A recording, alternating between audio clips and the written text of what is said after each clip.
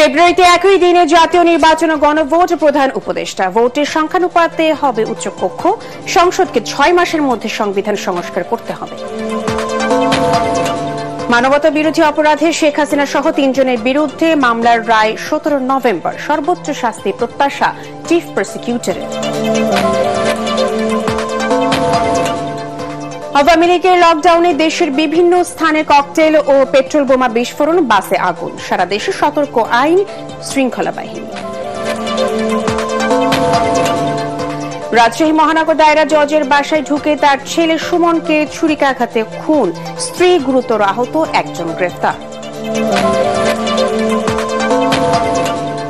এবং নন্দিত কথা সাহিত্যিক হুমায়ুন আহমেদের ৭৭তম জন্মবার্ষিকী আজ। নুহাশপল্লী সহ দেশের বিভিন্ন স্থানে নানা আয়োজনে উদযাপন।